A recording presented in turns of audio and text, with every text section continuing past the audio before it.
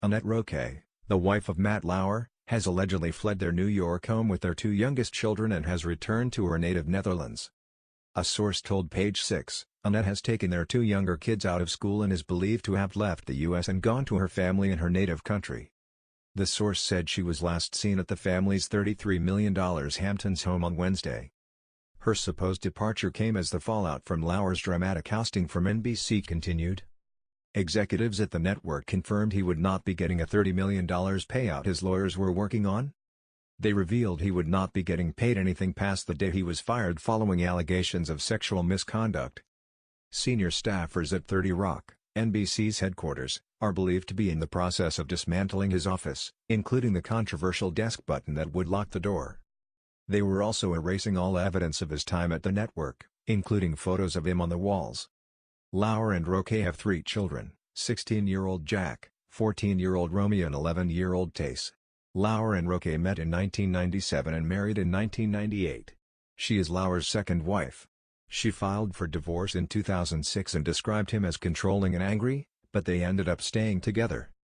The news comes as a report claimed that Lauer was seeking a $30 million payday, which drew a strong response from executives at NBC on Friday. A source with knowledge of the situation confirmed to DailyMail.com that Lauer would not be receiving any payday or salary beyond his last day of work at the network.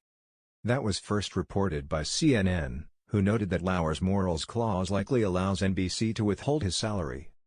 It was also noted that Lauer could choose to sue the network in an attempt to receive additional pay, but they will not agree to hand over any money to the disgraced anchor. Also on Friday, a memo sent to staff by NBC News chairman Andy Lack revealed that an internal investigation is underway into the matter of Lauer's appalling behavior. A team of the most experienced Universal legal and human resources leaders have begun a thorough and timely review of what happened and what we can do to build a culture of greater transparency, openness and respect for each other, read the memo. At the conclusion of the review we will share what we've learned, no matter how painful, and act on it. The former NBC host was seen in a Jeep as he drove out from behind the gates of his $33 million estate on Thursday while still wearing his wedding ring.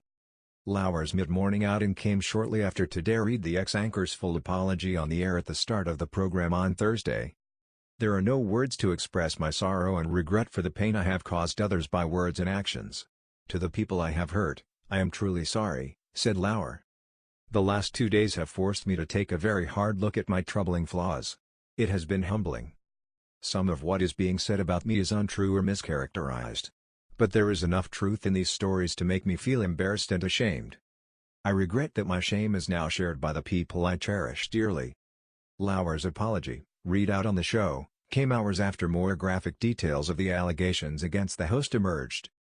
In one allegation, a married NBC staffer claimed she woke up in Matt Lauer's office with her pants halfway down her legs after having sex with the anchor until she passed out.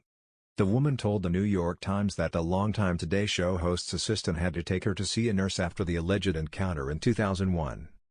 The former employee, who was in her 40s at the time, said Lauer first made advances towards her while covering a story away from their New York headquarters in the late 1990s.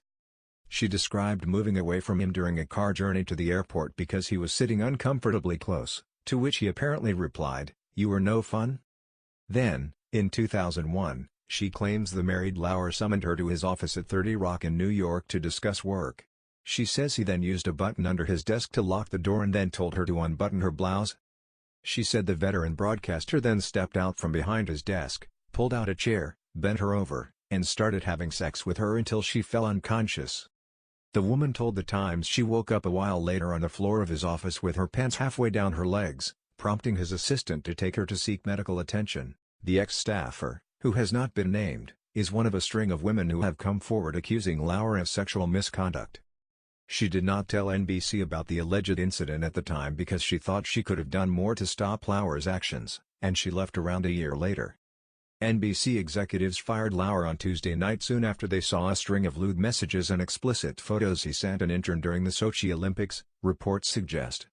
His departure was announced by visibly shaken co-hosts Savannah Guthrie and Hoda